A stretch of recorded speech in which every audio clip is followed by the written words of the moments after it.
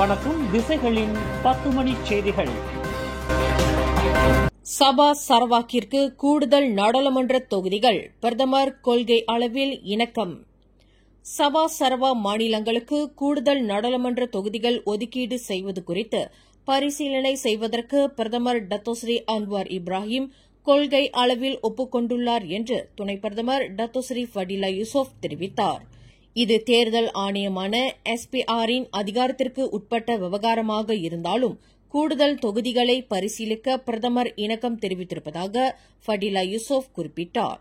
இன்று பிரதமர் Datuk Seri Anwar தலைமையில் நடைபெற்ற 1963ஆம் ஆண்டு மலேசிய ஒப்பந்த அமலாக்க நடவடிக்கை மன்ற கூட்டத்தின் போது சபா சரவா மாநிலங்களுக்கு கூடுதல் நாடாளுமன்ற தொகுதிகள் ஒதுக்குவது குறித்தும் விவாதிக்கப்பட்டதாக துணை பிரதமர் தெரிவித்தார். மிரட்டல் மற்றும் தேச நிந்தனை தன்மையில் கருத்து பதிவேற்றம் செய்த 3 நபர்களை போலீசார் கைது செய்துள்ளனர்.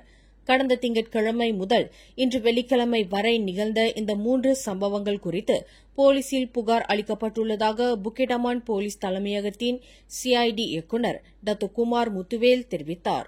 முதல் சம்பவத்தில் நாட்டின் தலைவருக்கு நிந்தனை தன்மையில் மிரட்டல் விடுத்ததற்காக 35 வயது நபர் கைது செய்யப்பட்டார். இரண்டாவது சம்பவத்தில் நேற்று நிகழ்ந்த கம்போங் சுங்கைபாரு சம்பவம் தொடர்பில் மிரட்டும் தோரணையில் பதிவேற்றம் செய்த 69 வயது நபர் கைது செய்யப்பட்டார். மூன்றாவது சம்பவத்தில் பொது அமைதிக்கு குந்தகத்தை ஏற்படுத்தும் வகையில் நாட்டின் தலைவருக்கு எதிராக மிரட்டல் விடுத்த 27 வயது நபர் கைது செய்யப்பட்டுள்ளதாக டத்து குமார் குறிப்பிட்டார். இந்த 3 சம்பவங்களையும் புக்கிடமான் போலீஸ் தலைமையகத்தின் வகைப்படுத்தப்பட்ட குற்ற புலனாய்வு பிரிவு விசாரணை செய்து வருவதாக அவர் தெரிவித்தார். தேசிய தின கொண்டாட்ட மாதத்தில் மட்டுமின்றி நாட்டின் அடையாளத்தை பெருமை கொள்ளும் வகையில் எல்லா நேரங்களிலும் ஜலோர் கமிலாங் தேசிய கொடியை பறக்கவிடுமாறு மலேசியர்களை தொடர்புத்துறை அமைச்சர் டத்து ஃபாமி ஃபசில் கேட்டுக் கொண்டார். மலேசியர்கள் நாட்டின் மீது தங்களின் விசுவாசத்தையும் தேசப்பற்றையும் வெளிப்படுத்த ஜலோர் கமிலாங் கொடியை பறக்கவிடுவது அவசியமானதாகும் என்று அவர் வலியுறுத்தினார். தேசிய கொடியை பறக்கவிடும் கலாச்சாரம் என்பது தேசிய தின கொண்டாட்ட மாதம் மற்றும் மலேசிய தின மாதத்துடன் நின்றுவிடக்கூடாது. ஒவ்வொரு குடிமகனின் ஆன்மாவிலும் தேசப்பற்று இரண்டர கலந்திருப்பதற்கு ஜலோர் கமிலாங் கொடியை பறக்கவிடும் மாண்பையும் கொண்டிருக்க வேண்டும் என்று டத்து ஃபாமி வலியுறுத்தினார். அரசாங்கம் வழங்கியுள்ள தலா 100 ரிங்கெட் சாரா ரொக்க உதவியில் மக்கள் ஈரச்சந்தையில் பொருட்களை வாங்குவதற்கான பரிந்துரையை உள்நாட்டு வாணிபம் மற்றும் வாழ்க்கை செலவின அமைச்சு நிதி அமைச்சின் கவனத்திற்கு கொண்டு செல்லவிருக்கிறது. அரசாங்கத்தினால் நியமிக்கப்பட்ட வர்த்தக தளங்களில் மட்டுமே நிர்ணயிக்கப்பட்ட 14 வகையான பொருட்களை மட்டுமே மக்கள் வாங்க முடியும் என்பது சாரா ரொக்க உதவி திட்டத்தின் பிரதான நிபந்தனையாகும். எனினும் மக்கள் ஈர சந்தையிலும் அத்தியாவசிய பொருட்களை வாங்குவதற்கு ஏதுவாக இந்த யோசனை நிதி அமைச்சின் கவனத்திற்கு கொண்டு செல்லப்படவிருக்கிறது என்று உள்நாட்டு வாணிபம் மற்றும் வாழ்க்கை செலவின துணை அமைச்சர் ஃபூசியா சாலே தெரிவித்தார். பாஸ் கட்சி பரிகாத்தான் நேஷனலுக்கு தலைமையேற்கும் அதே வேளையில் நாட்டை வழிநடத்தக்கூடிய பிரதான கட்சியாக திகழ தயாராக இருக்க வேண்டும் என்று அக்கட்சியின் இளைஞர் பிரிவு தீர்மானம் நிறைவேற்றியுள்ளது. வரும் திங்கட்கிழமை பாஸ் கட்சியின் 71வது பேராளர் மாநாடு நடைபெறவிருக்கும் வேளையில் இளைஞர் பிரிவு நிறைவேற்றியுள்ள 4 முக்கிய தீர்மானங்களில் நாட்டிற்கு தலைமை ஏற்பதும் அடங்கும். பாலஸ்தீன விவகாரத்தை தொடர்ந்து முன்னெடுப்பதில் பாஸ் கட்சி உறுதியாக இருக்க வேண்டும் என்று மற்றொரு தீர்மானத்தை இளைஞர் பிரிவு நிறைவேற்றியுள்ளது.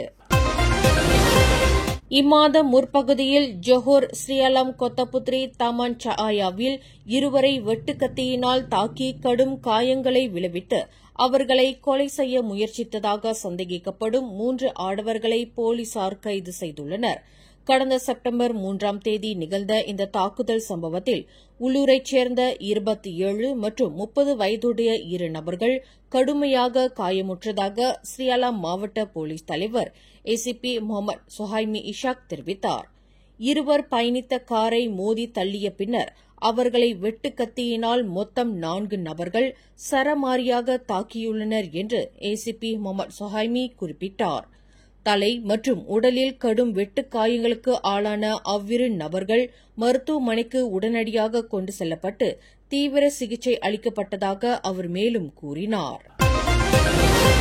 போலீசாருக்கும் குடியிருப்பாளர்களுக்கும் இடையில் மோதலுக்கு வித்திட்ட கம்போங் சுங்கைபாரு நிலப்பகுதிக்கு சொந்தமானவர்களுக்கு இதுவரையில் 62.57 மில்லியன் ரிங்கெட் பெறுமானமுள்ள இழப்பீடு வழங்கப்பட்டு விட்டதாக அப்பகுதியை மேம்படுத்தவிருக்கும் மேம்பாட்டாளர் நிறுவனமான கம்போங் பாரு மேம்பாட்டுக் கழகத்தின் நிர்வாக தலைமை அதிகாரி டாக்டர் கைருல் நிசாம் ஒத்மான் தெரிவித்தார். 1960ஆம் ஆண்டு நில ஆர்ஜித சட்டத்தின் கீழ் கூட்டரசு பிரதேச நில மற்றும் கனிம வள இலாகா இந்த இழப்பீட்டை மதிப்பீடு செய்ததாக அவர் குறிப்பிட்டார். 110 யூனிட்டுகள், 72 அடுக்குமாடி பகுதிகள், 37 தரை வீடுகள், தெனாகா நேஷனல் பெர்ஹாட்டுக்கு சொந்தமான ஒரு துணை மின் நிலையம் ஆகியவை அப்பகுதியில் அடையாளம் காணப்பட்டதாக அவர் விவரித்தார். நிலத்தின் மதிப்பு, பராமரிப்பு உரிமை, இடம் மாற்றி செல்வதற்கான செலவினம், தற்காலிகமாக தங்கியிருப்பதற்கான வாடகை, வருமான இழப்பு, வழக்கிற்கு ஆஜராகிய செலவினம் முதலியவை இந்த இழப்பீட்டில் கருத்தில் கொள்ளப்பட்டதாக டாக்டர் கைருல் நிசாம் விவரித்தார். அலுஸ்டாரில் ஒரு ஆணும் பெண்ணும் வெட்டி கொலை செய்யப்பட்ட சம்பவம் தொடர்பில் கொலையுண்ட பெண்ணின் முன்னாள் கணவரை போலீசார் தேடி வருகின்றனர். யான் மாவட்டத்தில் குவா செம்படாக்கில் நேற்றிரவு நிகழ்ந்த இச்சம்பவத்தில் கொலைக்கான காரணம் புலன் விசாரணை செய்யப்பட்டு வருவதாக யான் மாவட்ட போலீஸ் தலைவர் முகமது அமிசி அப்துல்லா தெரிவித்தார். இந்த இரட்டை கொலைக்கு விரைவில் தீர்வு காணப்படும் என்று அவர் நம்பிக்கை தெரிவித்தார். இச்சம்பவத்தில் 30 வயது நபர் ஆழமான வெட்டுக்காயங்களுடன் ஒரு வீட்டின் முன் இறந்து கிடந்தார். அந்த வீட்டின் அருகாமையில் ஒரு காருக்குள் 28 வயது பெண் வெட்டுக்காயங்களுடன் இறந்து கிடந்ததாக அவர் குறிப்பிட்டார். மலேசிய தமிழர் தன்மான சிந்தனை பேரவையின் ஏற்பாட்டில் தந்தை பெரியாரின் 147வது அகவை நன்னாள் விழா வரும் செப்டம்பர் 15ஆம் தேதி பிற்பகல் 3 மணியளவில் ஷாலாம் செக்ஷன் 19 உள்ள டேவான் செக்ஷன் 19 பொது மண்டபத்தில் வெகு விமரிசையாக நடைபெறவிருக்கிறது. இயக்கத்தின் துணைத் தலைவர் தா பரமசிவம் தலைமையில் நடைபெறும் இந்நிகழ்வில் முன்னாள் துணை அமைச்சர் தான்ஸ்ரீ கா குமரன் தொடக்க உரை நிகழ்த்தி விருதளிப்பு நிகழ்வுக்கு தலைமை ஏற்பார்.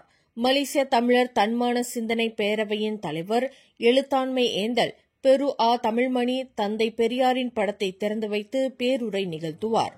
இந்நிகழ்வில் தா பரமசிவம் மற்றும் கொள்கை கனல் கே வாசு ஆகியோர் தன்மான பெருஞ்சுடர் எனும் விருது வழங்கி சிறப்பிக்கப்படவிருக்கின்றனர். மதிக தேசிய தலைவர் சா பாரதி, மலேசிய மாந்தனிய திராவிடர் கழகத்தின் தலைவர் நாகப்பஞ்சு ஆகியோர் சிறப்புரை வழங்குவர். பிரபல பாடகர் MS பிரீட்டோவின் படைப்பையும் கண்டு களிக்க இந்நிகழ்வில் பொதுமக்கள் திரளாக கலந்து கொள்ளும்படி இயக்க பொதுச் செயலாளர் சிமு விந்தை குமரன் கேட்டுக் கொள்கிறார். ஊடுருவப்பட்ட டச் அண்ட் கோ அட்டையை பயன்படுத்தி கடந்த ஒரு வருடத்திற்கு மேலாக டோல் கட்டணம் செலுத்தாமலேயே இலவச பயணம் மேற்கொண்டு வந்ததாக நம்பப்படும் ஒரு தம்பதியரை போலீசார் கைது செய்துள்ளனர். உள்ளூரைச் சேர்ந்த ஆடவரும் சீன நாட்டு பிரஜையான அவரின் மனைவியும் கடந்த செப்டம்பர் 9ஆம் தேதி கைது செய்யப்பட்டதாக நகரி செம்பிலான் மாநில போலீஸ் தலைவர் அல் ஜஃபனி அமட் தெரிவித்தார். சில டோல் சாவடிகளில் வசூல் பணம் டோல் சாவடியை கடந்த வாகனங்களின் எண்ணிக்கைக்கு நிகராக இல்லாதது குறித்து கண்டறியப்பட்டதை தொடர்ந்து இதுகுறித்து டச் அண்ட் கோ நிறுவனம் செய்து கொண்ட போலீஸ் புகாரின் அடிப்படையில் அந்த தம்பதியர் பிடிபட்டதாக அவர் குறிப்பிட்டார். அவர்கள் பயன்படுத்திய டச் அண்ட் கோ அட்டை அசலானதாகும்.